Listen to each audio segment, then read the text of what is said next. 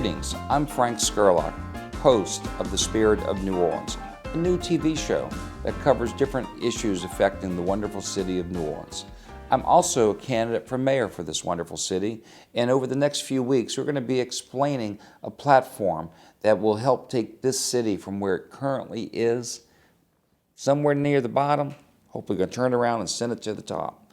I'm the fun guy. My dad invented spacewalk. My mother started running them back in the 60s, 70s, 80s, and most people don't realize spacewalk started here in New Orleans, and our family turned it into a national franchise, and also we even do international work. We created a lot of jobs. We create a lot of fun. We have a great website, by the way. It's called HereComesFun.com, and that's the spacewalk that was born right here in New Orleans. But today, what we're going to talk about is not what my family did. It's what our city needs. And that is a program called ACE, and that's Affordable Housing, Crime Prevention, and Education. A few days ago, we talked about affordable housing and how there's a big gap between the wages people earn and the cost of housing that's out of control here in New Orleans. We're also going to be talking about education in the coming days. But today, we're going to be talking and focusing more into the problem that affects every one of us, and that's crime. And I don't want to just talk about crime because it happens every day. I want to talk about crime prevention. That's how we're going to stop it. You know, I've been to a few of the political debates so far and heard some of my opponents talking about how they're reforming the criminal justice system and maybe the different things that they send them more people over to OPP or whatever. You know what? OPP, New Orleans has the most incarceration of any city in the world, worse than war zones. I want to change that, and the way we're going to change that is by an economy and job creations. I'm not a politician. You know what? I'm an entrepreneurial candidate.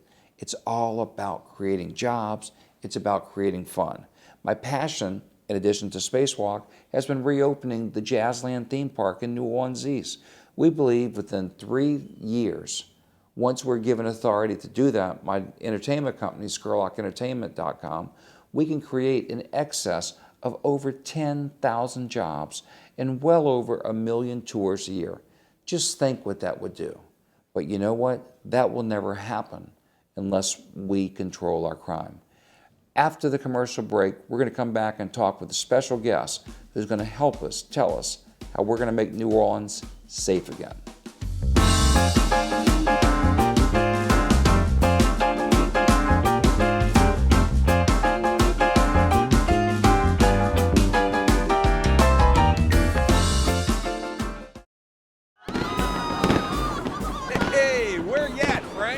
We are truly a world-class city. Frank knows fun. I meet these most amazing people. New Orleans means fun. The only way we can improve our condition of our city is through the economy. Make New Orleans fun again. So we can take our brand, our culture, our magic, and spread it throughout the world. Make New Orleans fun again. Frank's the man. Frank Skurlock. Let's make New Orleans fun again.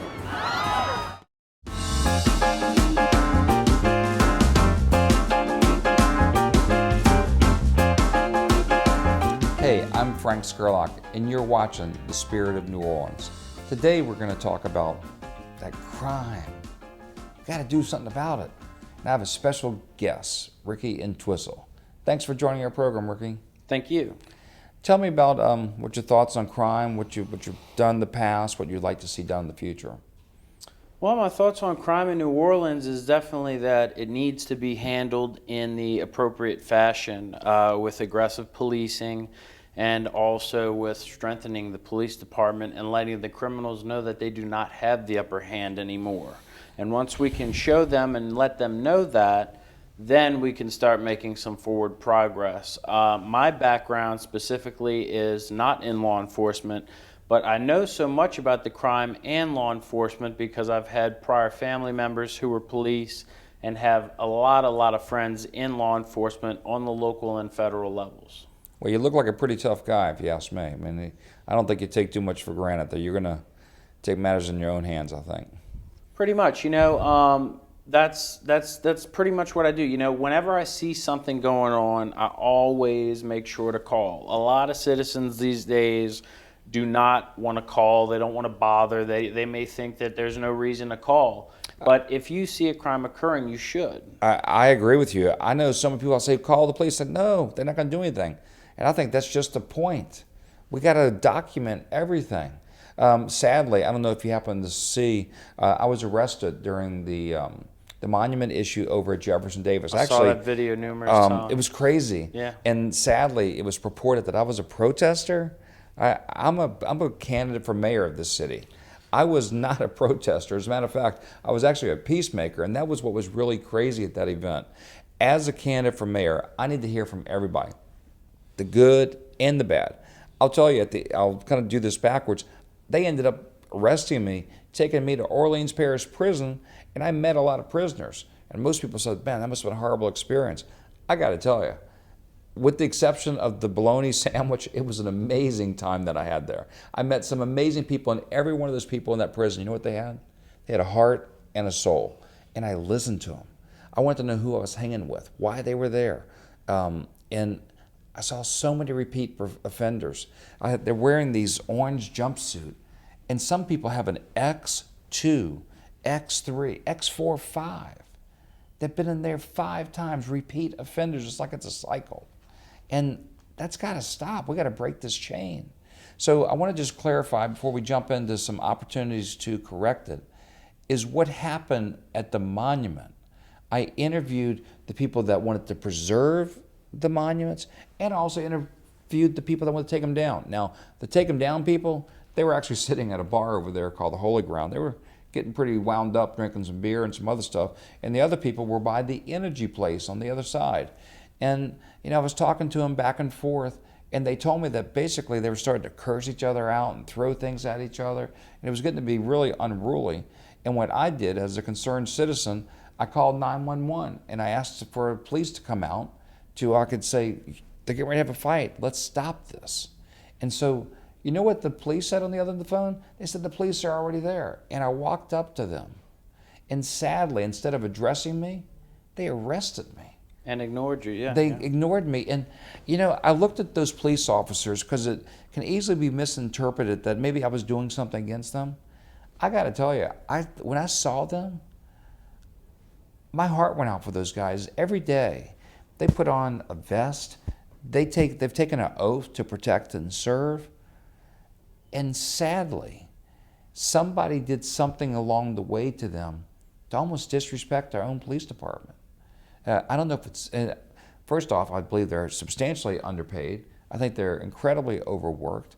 But most importantly, they're not respected by the powers that be. And that's not right. And if you can't respect those people, I know when I was a kid growing up, police car drove by, and I was like, oh gosh.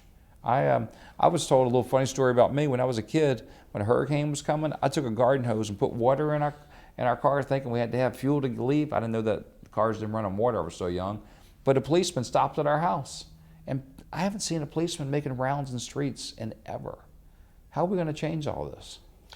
Well, you know, basically we need to notify the public in its entirety, and I'm mainly referencing the citizens of New Orleans, to let them know what our plan is, what we wish to achieve in reference to fighting the crime, so that they may become more comfortable with contacting the police. I mean, you brought up a great point a few moments ago. You know, people see a crime occurring, and they're so stuck on this no confidence in the police department ideology that they just don't even bother to call. They turn the other head, they drive off, they close the door, they shut the window of their house, whatever. And that's very sad when you do not have citizens that want to call. And then another thing is, we need more citizens to come forward with information. Every murder, every crime, every violent crime that occurs, every shooting, stabbing, armed robbery, whatever, somebody knows something. I actually was out on a scene with the police where a gentleman was shot multiple times. His friend was shot at the first scene down the street in the lower 9th Ward, where his friend later on expired at UMC, the nearest trauma center. But we had asked the gentleman numerous times. I kept asking him, who shot you? I don't know. I said, come on, man, who shot you? We don't know. I don't know. The detectives even were asking, and he's freaking out. And what was sad was, as I'm looking at the riddled car that was full of bullet holes, and there's casings on the back seat, there's children's toys in that back seat. So that goes to say that this gentleman was a father. And for him to engage in an activity, or maybe he wasn't even engaging in any illegal activity, but for him to put himself in that type of situation is sad. And we need to get the youth, it all starts with the youth, we need to get them on board with doing the right things. What you just described sounds to me like an absolutely disastrous horror movie. And it's reality, it's life, folks. Sadly, I was a victim of crime myself back in 2000. A guy put a gun up to me, and I took matters in my own hand, freed myself, and sadly, I called 911, and they didn't respond in 2000. And, I was disappointed, and the only thing I could do to protect my family is I left. I went to Disney World, and we raised our family over there, and most people know of Disney as the happiest place on earth. I'm an entrepreneur. I will never be a political candidate. I am just a get-it-done, no-nonsense type of guy. We need to create an economy, and that's what you said with those youths just then. By creating that, giving them something to do off the street, take pride in what they do, we will make New Orleans not only fun again, but safe. After this break, we're going to come back and talk about solutions.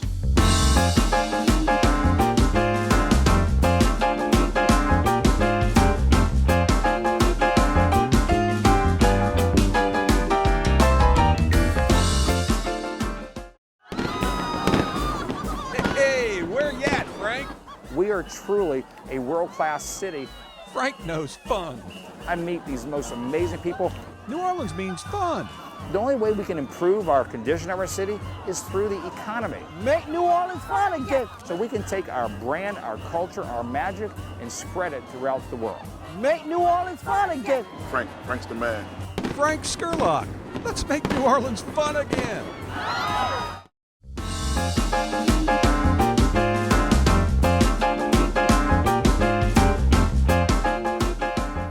I'm Frank Skurlock, and you're watching The Spirit of New Orleans. We have a special guest today talking about crime and crime prevention. Ricky, I got to tell you, we got some great men that protect us, but we need a lot more of them. We need to pay them well. We need to train them. I'm so concerned when I look at our officers out there. I think we need to put them on a physical fitness program. We need to give them the tools that they need. How are we going to do all that? Well, I mean, we could act like they could act like the Kenner Police Department, where the officers are required on an annual basis to complete a PT test. What does PT mean? PT is a physical fitness test, basically, which would require push-ups, sit-ups, mile-and-a-half run, and also a 300-meter sprint. Now, for the New Orleans Police Department, the requirements are very, very, very low. In a mile and a half for NOPD, if you want to become an officer, you have to run the mile and a half in 19 minutes and 50 seconds. I can walk a mile and a half in that time, maybe less. Oh, wow. So we need to definitely, as a city, pray that the New Orleans Police Department can make the changes that are necessary. Now, I love and respect the police, and if I was driving down the street and would see a policeman getting beat up and needed assistance, I'm not going to be the one to pull out my phone and, try to go get a bunch of followers because I got a cool video. No, my first thought is going to be help that officer.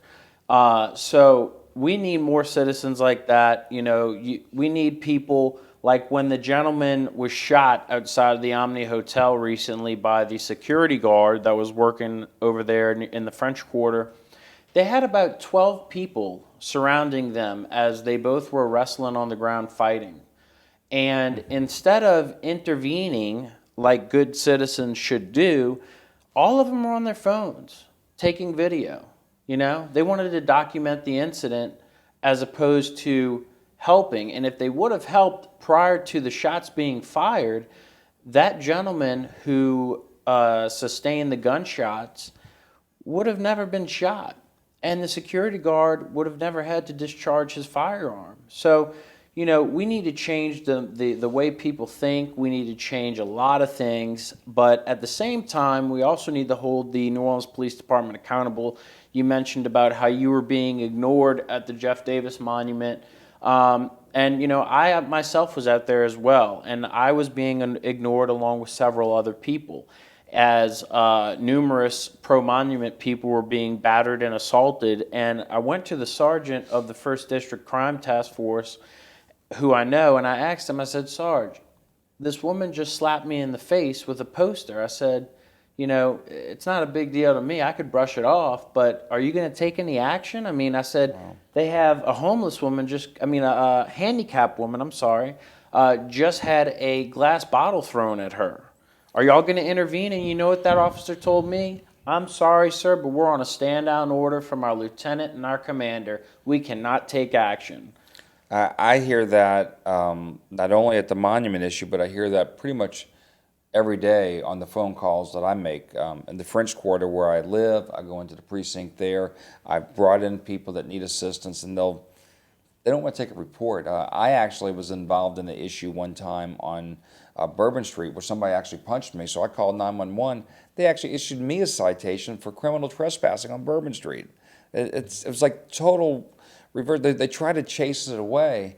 And I've actually gone through the municipal court system, and I see people, and I'm not the only one that's been kind of abused and used by these people. We got to turn it upside down. Just today, I was at the municipal court system, and I was not allowed to bring in food. I was bringing in an apple and water, but I could bring in my phones. I could do anything.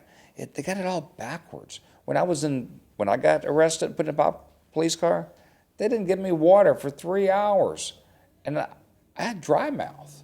I'm trying to sit there and I need help. So we need to just take it, cleanse it, and bring it back. Do we have people here in New Orleans that can do this, or do we have to bring in people from outside? Well, a lot of people are being brought in from outside. You may not know this, but the New Orleans Police Department Recruitment Division, the applicant investigators, what they do is they designate 1 week for out-of-town applicants and the next week for local applicants, and then the pattern continues. So to me, we have people here that want to become law enforcement policemen within the city of New Orleans. I had a good friend of mine who is a great guy, served our country in the Marines, former scout sniper, multiple tours.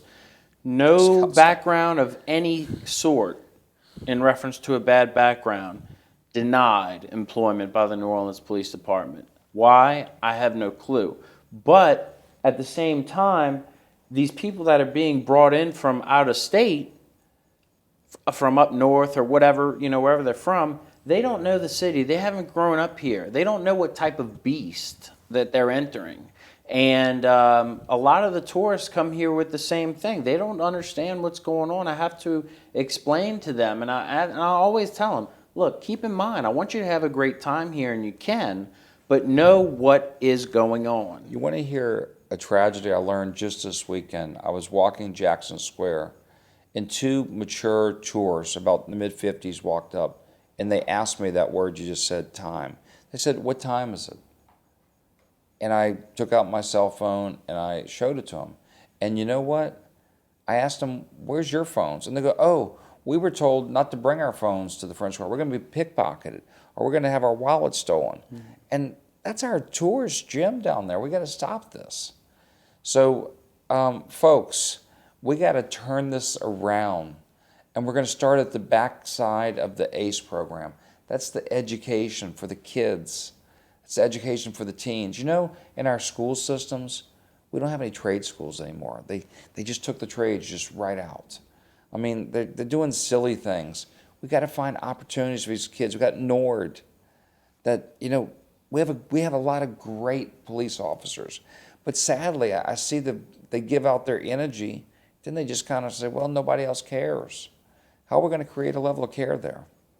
Well, you know, it's hard to do what you want to do with the good heart that you entered the police department with when everybody else is engaging in activity that is either, you know, I don't want to say corrupt, but that's not productive in a sense to being a person that's part of the solution as opposed to part of the problem. So, you know, we really need people to just get with the program, pretty much. You know, I just used that word care, and I don't know where that horrible words, the city that care forgot, came from.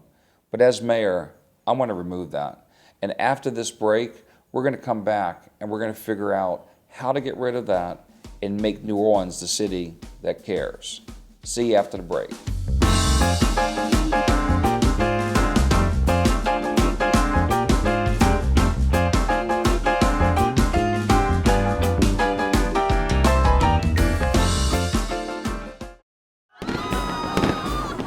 Hey, where you at, Frank? We are truly a world-class city. Frank knows fun. I meet these most amazing people. New Orleans means fun.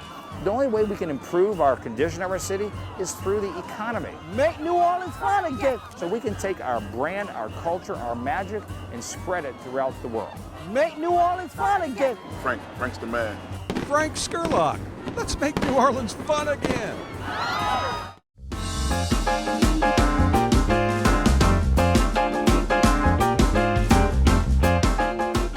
Hi, I'm Frank Skurlock, and you're watching The Spirit of New Orleans. Right now, in the background, I'm hearing police cars go by our studio. You know what? Hear it all day long. Depending on what area of town you live in, you might hear gunshots. For a while, I lived in the university area, and you know what? When a nice quiet night, you all of a sudden hear pop, pop, pop. We have to live in a defensive state of mind. The burglar bars, the private security that our businesses have to pay, the number of gun permits, the number of guns that are now being sold by residents, the gun shooting galleries. We have a war that's being waged against us by the bad guys. We need to turn it around, and we need to be aggressive. The residents and the police department need to come together because we're all in it together. And I got to tell you, it's not even about race anymore. It really never was. This is a matter that affects everybody, and we just got to cut it out. We got to hold people accountable, and we need a leader. And I'm willing to step up to the plate to take responsibility because I'm going to have a police superintendent that gets it done. I'm going to have a person in charge of the Orleans Parish prison that gets it done. And by the way, why do we have a NOPD and an Orleans Parish system to begin with? Well, the Orleans Parish Sheriff's Office only handles the prison. They don't do patrols, and they do work a lot of details as well, such as local events, local nightclubs, whatever. Also, probation and parole people work details as well because they are post-certified policemen as well. But the New Orleans Police Department pretty much runs everything, and my thing is since they've already spent so much money on basically all of these police units for the Orleans Parish Sheriff's Office, maybe let's train them to get out on the road and answer service calls. Because to my knowledge, the sheriff is the guy who calls the shots. And it's the other way around in Orleans Parish. NOPD and Mayor Landrieu in the recent years and recent months and days have been calling the shots. So we really need to see if we could combine both departments to where they could have a division that would patrol as well and answer service calls. You know, it's interesting how you said about people coming together, and especially when you link in EMS and you link in all these other things. I see we have some great resources, but I think they're mismanaged. Specifically, I see police and EMS respond all the time to homeless situations in the French Quarter or drunks and stuff. I saw 18 respondents to a drunk who fell and busted his head open. And I propose we do that by using technology. In my platform, I'm going to start with Old Orleans, which we became New Orleans, and we're going to turn it into what it says right here, Tech New Orleans. With technology, we can hold people accountable and we can get it done. Think about this. Everybody these days seems to have a smartphone or two. You would need a cab, you Uber. Let's Uberize the police department. Thanks for joining us, Ricky, on today's show. Thank you. Crime Thanks, Frank. needs to be just hit right in the gut, and let's change it, because that's the only way we can make New Orleans safe again. Truly, we need to take it from where it is. We have to accept it. Let's move it forward, because we've got 300 years ahead of us to make New Orleans the best city ever.